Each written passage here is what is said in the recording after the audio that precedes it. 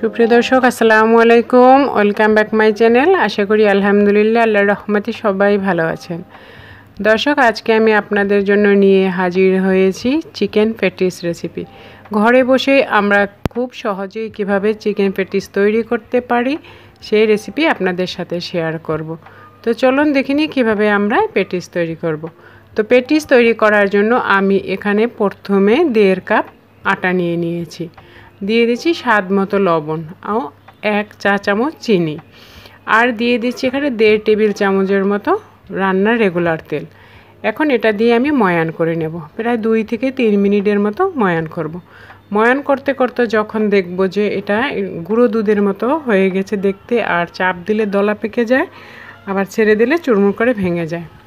তো আমার ময়ান শেষে এখন আমি নরমাল পানি দিয়ে আমি এখন এটাকে মেখে নিচ্ছি।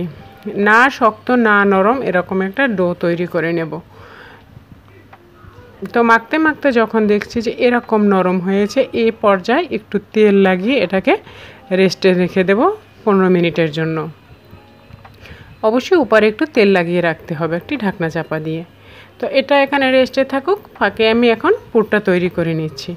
চিকেনের পুর তৈরি করার জন্য এখানে আমি 1 টেবিল চামচ সয়াবিন তেল দিয়ে দিচ্ছি, আর এই তেলের ভিতরে দিয়ে দিচ্ছি এখানে আমি 1/2 কাপ পরিমাণ পেঁয়াজ কুচি, আর এখানে চাইলে 2টি কাঁচামরিচ কুচি দেওয়া যেতে পারে, কিন্তু আমি দেইনি যেহেতু বাচ্চারা খাবে। আর এখানে দিয়ে দিচ্ছি 1/2 চা চামচ আদা রসুন বাটা। এখন আদা রসুন আর পেঁয়াজটাকে ভালো করে একটু ভেজে নিলাম কাঁচা গন্ধ চলে যাওয়া পর্যন্ত। এখানে আরও দিয়ে দিচ্ছি আমি 1/2 চা চামচ লাল মরিচের গুঁড়া ও 1/4 চা চামচ হলুদের গুঁড়া। আরও এখানে আমি অ্যাড করেছিলাম 1/2 চা চামচ জিরার গুঁড়া ও 1/2 চা চামচ গরম মশলার গুঁড়া, যেটা কোনো কারণে স্কিপ হয়ে গেছে। আর এখন এগুলো দেওয়ার পর একটু ভালো করে ভেজে নিচ্ছি। আর আমি যে এখানে চিকেনটা ব্যবহার করব, সেই চিকেনটা হচ্ছে সিদ্ধ করা। লবণ, হলুদ এবং আদা রসুন দিয়ে এটাকে সিদ্ধ করে নিয়েছি আগেই। তো এখন এই মশলার সাথে একটু ভালো করে ভেজে নিলাম প্রায় 3-4 মিনিটের মতো। আর দিয়ে দিলাম এখানে 1 চা চামচ সয়া সস। আর দিয়ে দিচ্ছি এখানে 1 টেবিল চামচের মতো টমেটো কেচাপ দিয়ে এটাকে মিশিয়ে নেব। আমি কিন্তু চুলাটা বন্ধ করে দিয়েছি, জাস্ট তাপে একটু গরম করে নিলাম। আর এখন আমি এটাকে নামিয়ে নিচ্ছি, ওটা ঠান্ডা হতে থাকুক। আর আমার প্যাটিস বানাতে এখানে একটা ডোয়ের দরকার হবে, যেহেতু আমি বানাবো বাটার ক্রিম কোনো কিছু ছাড়া। তো সেজন্য এখানে আমি 6 চা চামচ সয়াবিন তেলের সাথে এখানে আমি 4 চা চামচ কর্নফ্লাওয়ার দিয়ে এরকম একটা ডো তৈরি করে নিচ্ছি। আর আমার ডো তৈরি করা হয়ে গেছে। আর এদিকে ময়দাটাও, মানে আমি যে ডোটা মেখে রেখেছিলাম আটাটা, সেটাও কিন্তু নরম হয়ে গেছে। আর এটা থেকে এখন আমি লেচি কেটে নিচ্ছি। এই যে দেখুন, এরকম সাইজের আমি লেচি কেটে নেব। তো আমার এখানে মাত্র 4টা লেচি হয়েছে। এখন আমি এখান থেকে একটি লেচি নিয়ে রুটির মতো বেলে নেব। আর বাকি যে লিচিগুলো আছে সেগুলোকে আমি আবারও ঢেকে রাখবো যাতে ড্রাই না হয়ে যায়। সামান্য একটু কর্নফ্লাওয়ার ছিটিয়ে এটাকে আমি বেলে নিচ্ছি। একদম পাতলা করে বেলবো, কারণ প্যাটিসের প্রথম রুটিটা যতটা পাতলা করে বেলা যায় ততটাই কিন্তু ভালো হয়। এই যে দেখুন, আপনারা দেখে নিশ্চয়ই বুঝতে পারছেন কীরকম পাতলা করেছি।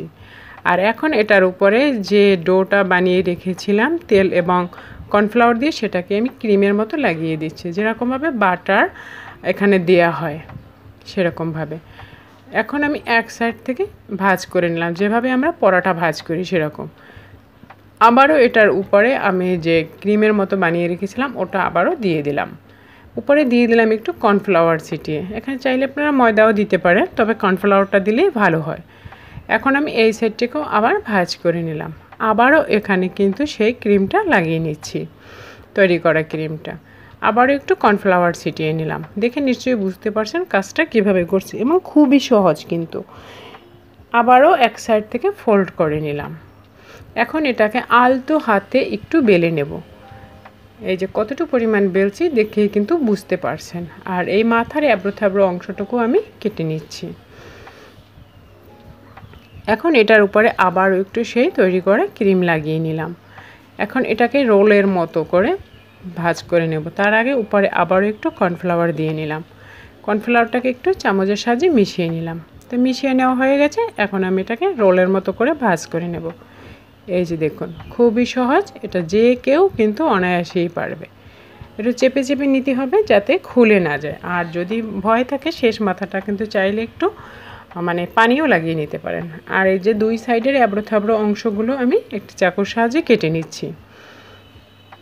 কেটে নেওয়ার পরে এখন এই যে দেখুন এটাকে সোজা করে এরকম রেখে ঠিক মাঝখান দিয়ে আলতোভাবে এটাকে চাপ দেব।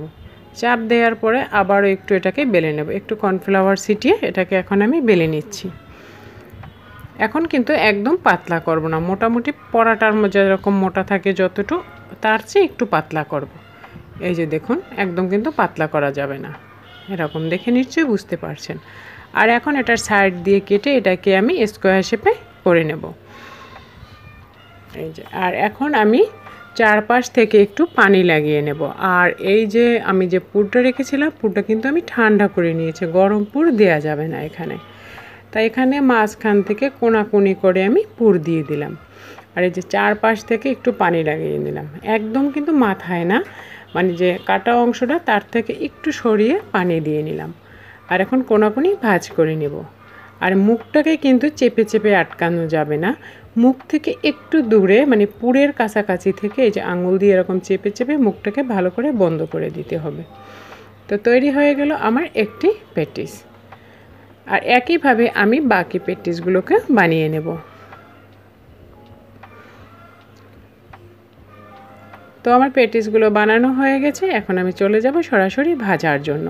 তো আগে আমি প্যানে তেল গরম করে দিয়েছি। তেলটা ওভারহিট করা যাবে না, মোটামুটি গরম হলেই তার ভিতরে ছেড়ে দেব। আপনারা দেখেই বুঝতে পারছেন কী পরিমাণ তেলটা গরম হয়েছে।